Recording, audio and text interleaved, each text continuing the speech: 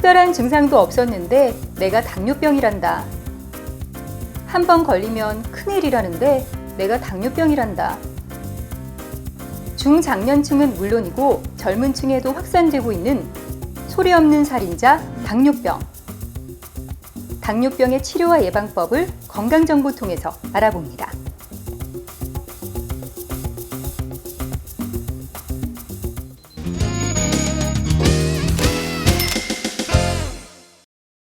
시청자 여러분 안녕하세요. 건강정보통 박가령입니다.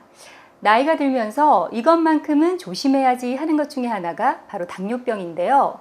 생명에 직접적인 영향을 주는 것은 아니지만 삶의 질을 현저하게 떨어뜨리는 것은 물론이고요. 또 심각한 합병증을 초래하기 때문입니다.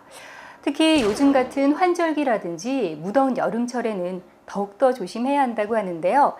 그래서 오늘 이 시간에는 당뇨병의 치료와 예방에 대해서 자세히 알아보도록 하겠습니다. 도움 말씀 주실 권희선 내과 전문의 함께 자리해 주셨습니다. 선생님 안녕하세요. 안녕하세요.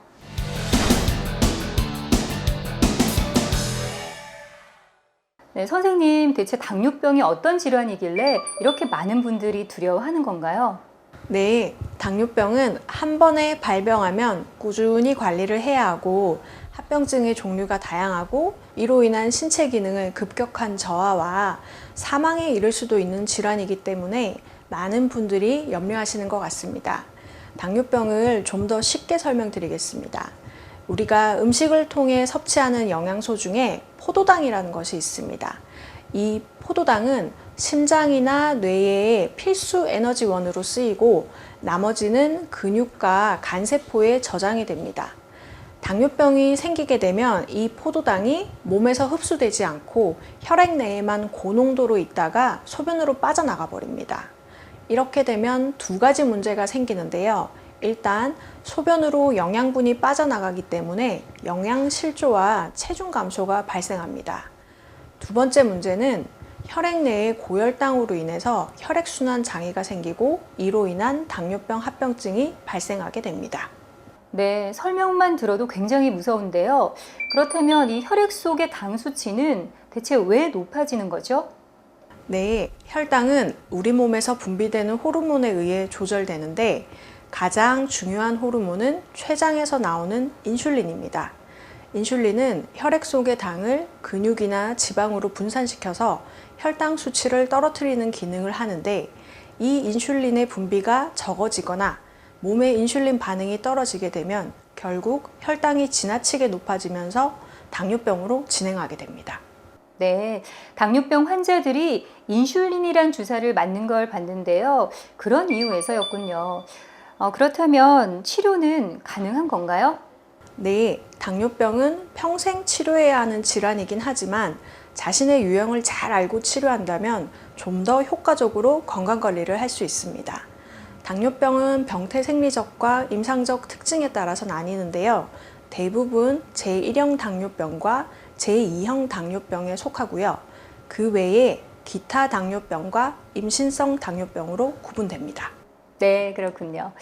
그럼 지금부터는 당뇨병의 유형별 맞춤 치료법에 대해서 자세히 알아보도록 하겠습니다.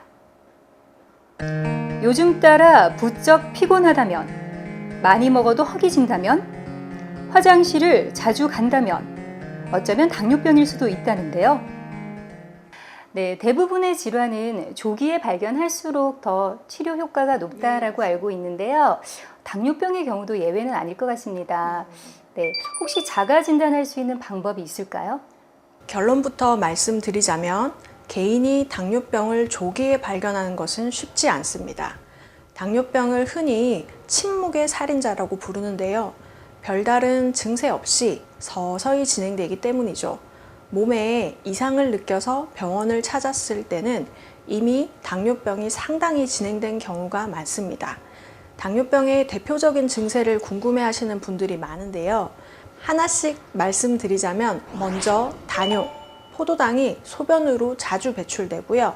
따라서 체중이 줄어듭니다. 그리고 다음, 수분이 빠져나가니까 물을 많이 마시게 되고요. 다식, 에너지원이 되는 포도당이 몸에 저장되지 못하니까 기력이 떨어져서 더 많은 음식을 먹게 됩니다. 네, 단요라든지 다음 또는 다시 그리고 체중이 급격히 떨어지는 경우라고 하면 이미 당뇨가 좀 많이 진행이 됐다고 봐도 무방할 것 같은데요. 요즘에는 그 자가 혈당 측정기라는 것을 팔기도 하던데 이런 것으로 자가 진단할 수 있습니까? 혈당 검사를 통해서 당뇨병의 유무를 자가 판별하는 분들도 계신데요. 혈당은 수시로 변하기 때문에 정확한 진단을 위해서는 전문의를 통하는 것이 좋겠습니다. 하지만 예방 차원에서나 이미 당뇨병이 있는 환자분이 자신의 혈당 관리를 위해서 약국에서 판매하는 검시약을 사용할 수도 있는데요. 화면으로 설명을 드리도록 하겠습니다.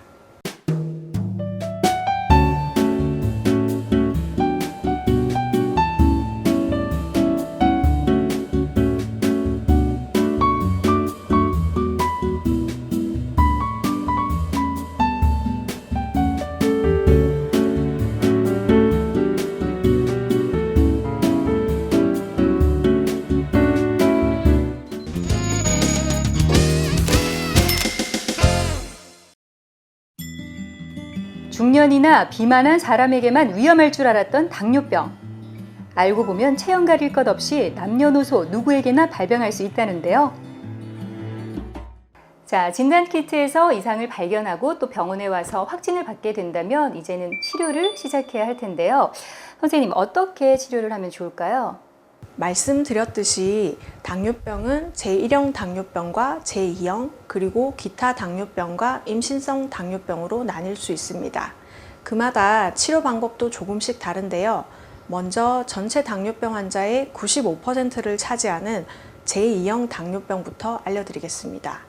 제2형 당뇨병은 주로 40세 이상의 중장년층에서 천천히 진행하는 특징이 있습니다. 유전적인 경향이 강하고 그 중에서 비만이나 운동 부족 등 생활 습관이 나쁠수록 발생률이 높아집니다.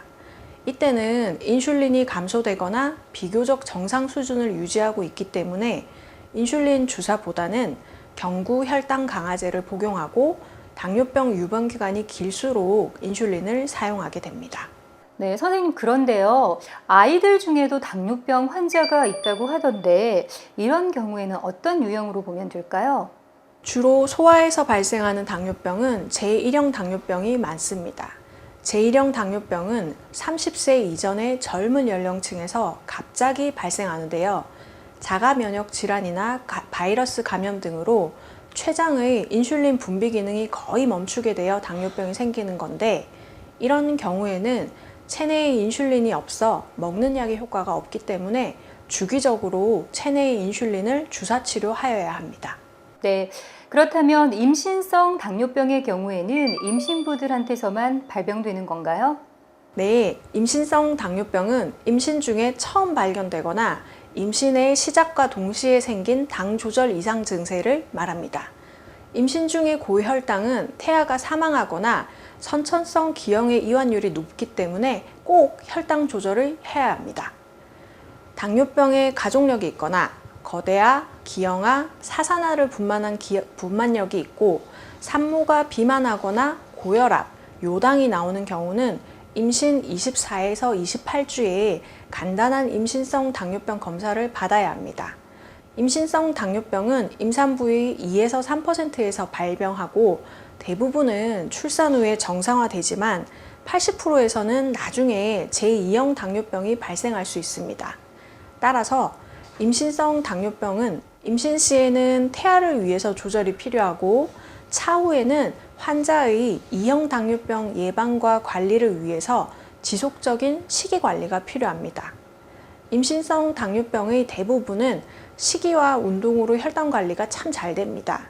규칙적인 식사와 열량 조절 및 식후 가벼운 운동을 꾸준히 하셔야 됩니다. 조절되지 않는 임신성 당뇨병의 경우 태아에게 안전한 치료제로는 인슐린 주사만이 증명되어 있고 경구약제는 안정성이 증명되지 않았습니다. 가끔 임산부들이 인슐린 주사를 맞지 않기 위해서 극단적인 식이량 감소를 하시는 경우가 있는데, 이런 경우는 태아의 성장과 발달에 악영향을 줄 수 있습니다. 임산부들은 절대로 체중이 감소할 만큼의 다이어트는 하시면 안 됩니다. 이외에도 췌장 질환이나 내분비 질환, 약물이나 화학물질, 유전적 증후군에 의해서 2차적으로도 당뇨병이 유발되는 경우가 있습니다.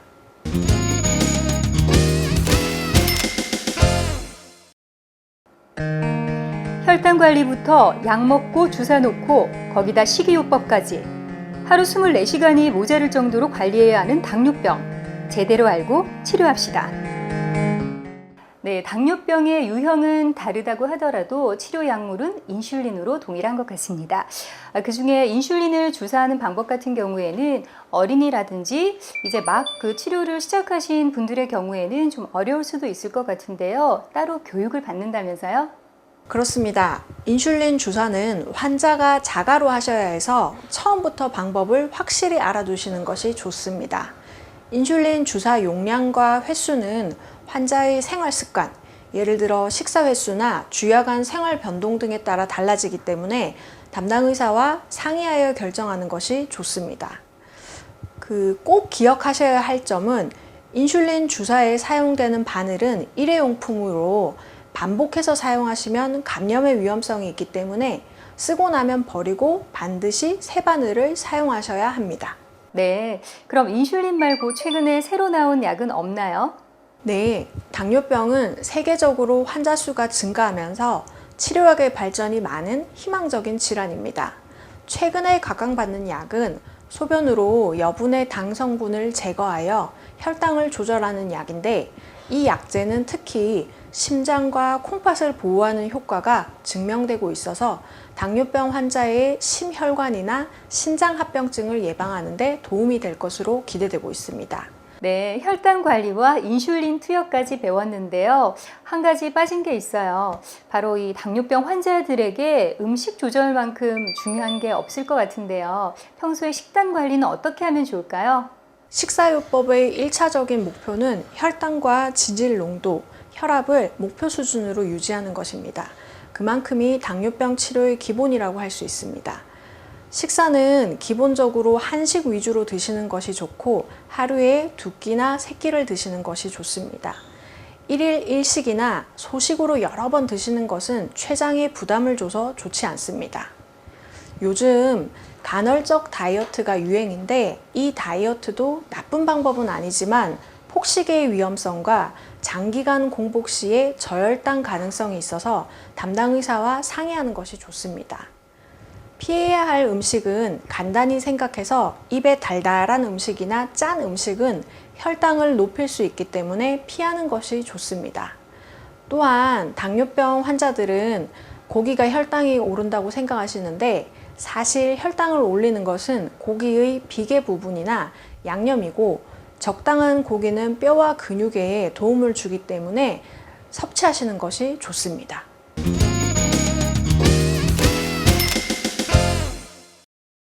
네, 건강정보통 오늘 이 시간은 권희선 내과 전문의 모시고 당뇨병의 치료와 예방에 대해서 자세히 알아봤습니다. 선생님 끝으로 한 말씀 해주신다면요. 네, 당뇨병은 현재는 완치를 목적으로 하는 병이라기보다는 관리를 통해서 합병증을 예방하는 병이라고 생각하는 것이 좋습니다. 비유하자면 100m 달리기처럼 한 번에 결정되는 것보다는 마라톤처럼 꾸준한 페이스 관리가 필요합니다. 우리 환자분들은 건강 관리에 일희일비하거나 포기하지 마시고 항상 자신의 건강에 관심을 가지시고 관리하셔서 행복한 하루하루 지내시기 바랍니다. 네, 말씀 잘 들었습니다. 오늘 함께 해주셔서 고맙습니다. 네, 고맙습니다. 당뇨병을 좀 더 효과적으로 예방하고 관리하셔서 올여름도 더 건강하게 나시길 바랍니다. 건강정보통 오늘 순서는 여기까지고요. 다음 이 시간 더 유익한 정보로 찾아뵙겠습니다. 함께해 주신 여러분 고맙습니다.